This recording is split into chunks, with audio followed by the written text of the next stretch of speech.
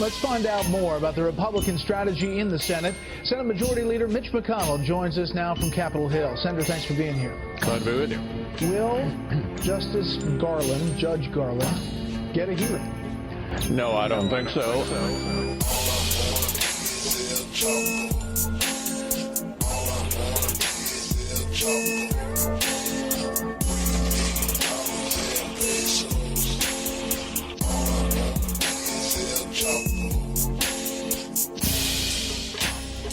I just think we need to investigate Robert Mueller now.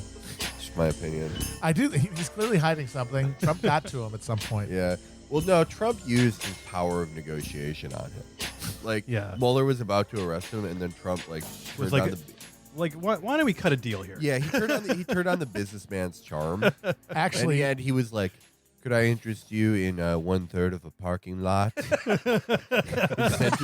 in South New Jersey?" And Robert Mueller was like, "No one's ever offered me anything like that." It's like every man has a price. You know? I've got some condos available in Panama City. Actually, how would you like a? you guys are laughing. You guys think you have this figured out, you fucking dumbasses, you fools who just listen to what the media tells you. Oh, Robert Mueller's investigation totally failed. He's not working every day. He's not doing the plan. Guess what? The moment that report was handed in, sealed indictments were unsealed in Guantanamo Bay. Donald Trump and his entire cabinet have been kidnapped and whisked away. They are currently on trial. They have been replaced by temporary holograms who must stay to maintain the continuity of government until time is ready to let America know that patriots are back in charge. Oh no, the Steve Mnuchin hologram is glitching again. That would be cool if like QAnon was true, but also the wildest Russiagate stuff. Yeah. So it was just like Hillary Clinton executed, John McCain secretly executed, George H.W. Bush, at the age of 98 years old, got a lethal injection on his deathbed. And they're like, technically, it's still an execution. Most cable news anchors executed. So like tomorrow, it's just like Billy Bush. He's the only one left, and he's on MSNBC, and he's like, he's the host of all the shows and the president. yeah. And he's like, so I guess like the only guys left are like me and JFK Jr., Vincent, aka Vincent Fuchsia. So You turn on CNN tomorrow, and it's just it's like just me, Ali Velshi, here for the next 24 hours. Just gotta keep going. yeah. Ari Melber is like calling his agent. He's like, why didn't I get secretly executed? I thought I was like in that conversation. So, we are now, due to a phenomenon known as time, it is now... Chronology, baby. It is now advanced enough in that we can actually comment on the Mueller report. FreeMuellerReport.com. Or rather, the summary of the Mueller report released by William Barr. And we are joined, of course, by Alex Perrine. What's up? Welcome back. Thank you. Three-time champion? Yeah. Yeah, you're getting your trifecta challenge coin today. You're bowling the turkey. Yeah. Chapo lanes. We will we're going to talk to Alex a bit about his masterful portrayal of profile of Mitch McConnell in the New Republic, but and portrayal of him in the TV movie. Game changed too. Yeah, it's amazing that the New Republic's New Deal with CAA. Yeah. Anyone who writes an article gets to star in a TV movie. I'm in a about their Hallmark. Yeah, there's a subject. Hallmark movie starring me, and unfortunately, my co-star went to jail for bribing college. Well, I mean, Lori Loughlin was a weird choice for Elaine Chow. Yeah. Well, it was going to be problematic. We kind of dodged a bullet, honestly. No, the only screen depiction of Mitch McConnell ever was the swamp monster in the Never-Ending Story. We don't even care whether or not we filibuster. But yeah, so now we have the summary of the Mueller report as released by Attorney General William Barr. Billy Burr. All I got to say is Attorney General Bill Burr. Yeah. Okay, what do you fucking want? He didn't do collusion, okay? Yeah. Red Sox. Stop fucking asking me. So, in conclusion, no collusion. No collusion, folks. No collusion. The Witch thing hunt, is, fake he's been news. saying nonstop for the last 2.5 years. True. No collusion, folks. I guess feels pretty good not having to sheepishly walk back 2 years of completely wasting everyone's time. Yeah, that is a good feeling. But yeah, that's something we never do on the show. Never wasted anyone's time. No, not at all. well, not on matters that of national import. No. That's true. Yeah, but like Alex, so like obviously the Trump people are taking a big victory lap. The people who are really holding out hope for Mueller saving the republic, obviously feeling like shit right now. But as usual, it's just everything continues to be as dumb as possible because it's like the idea that this exonerates Trump in any way is hilarious because he continues to be the most openly corrupt maybe president ever in American history. Oh, number one with like a bullet. most like openly, honestly, every day it's in everyone's face, and it's just like why did they make this all about the one crime he probably didn't do? I mean, this is not going to be like a surprising observation to anyone who listens to this show, but it's like a completely misplaced trust in institutions. Yeah, and it was like they allowed themselves to get played in a way that seems so obvious in retrospect by letting.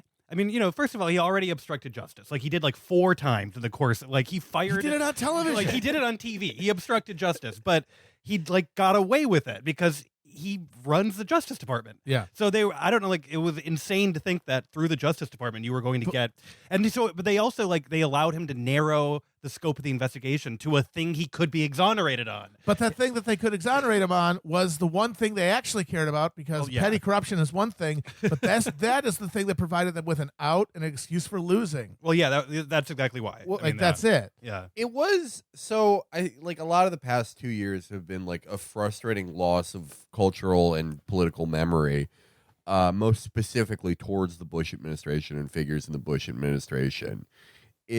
I always like got annoyed during the Bush administration when they would like bring out John Dean onto a show and he'd be like, I worked for Nixon and these guys are worse, and he would just do it every few months and I'd be like, all right, we get it, get a new fucking act.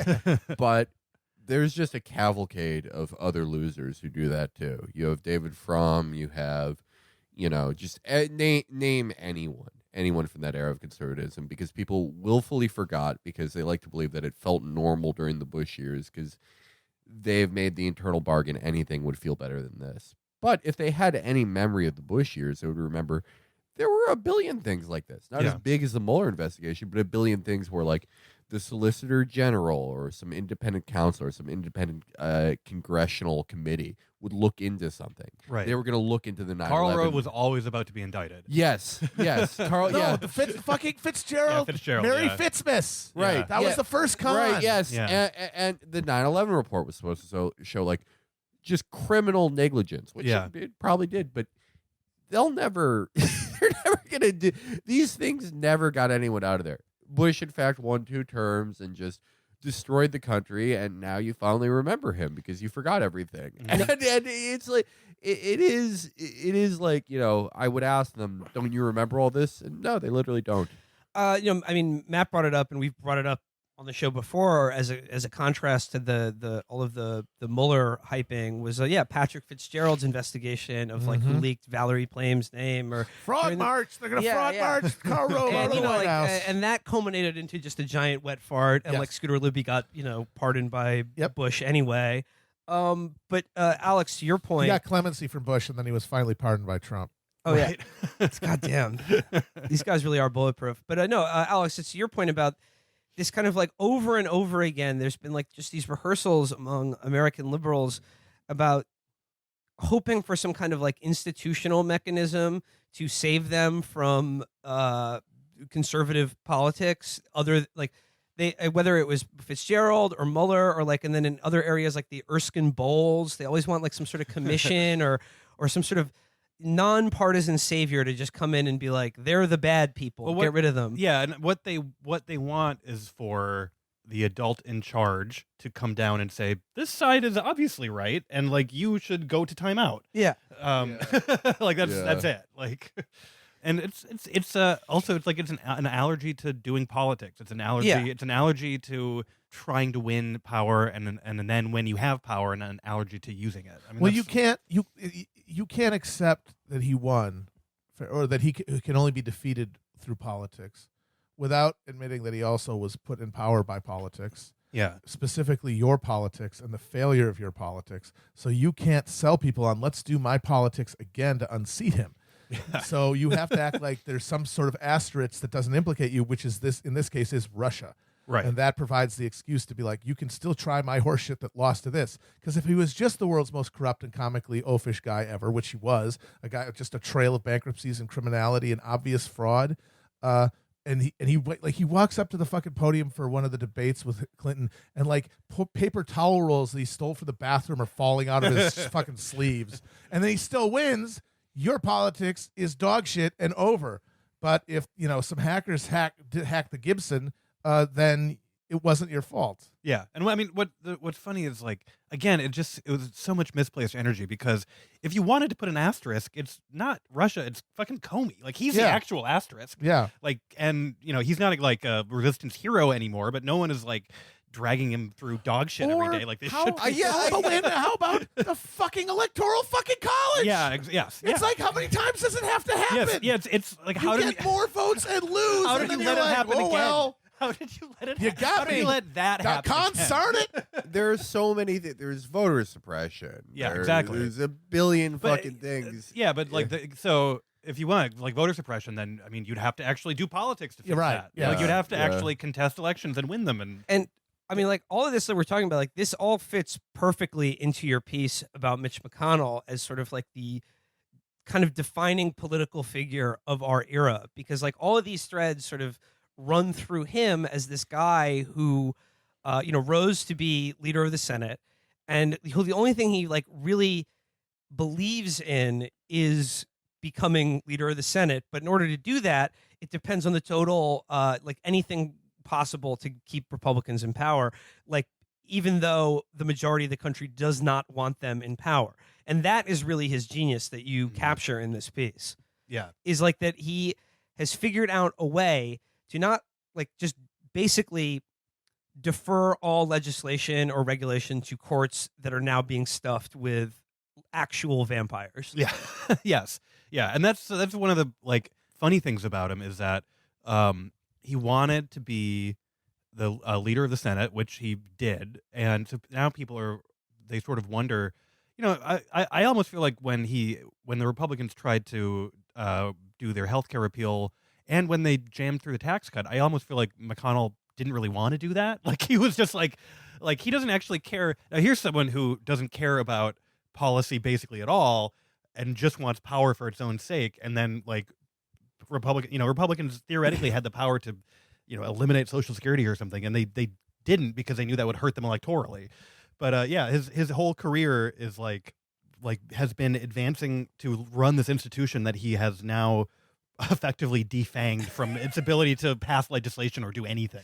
Well, you talk about like the example of like his most famous achievement was after Obama was elected in 2008, flatly stating it will be our goal to stop him from passing any legislation.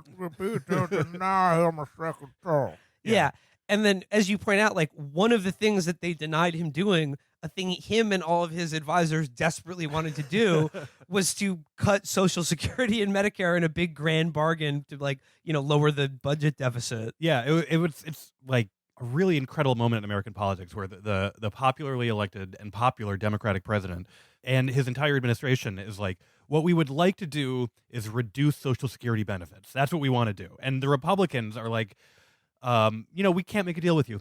Like, we just can't. We can't make that deal with you, because the act of making the deal itself would be seen as a positive to you, even though it would be our legislative or policy goal.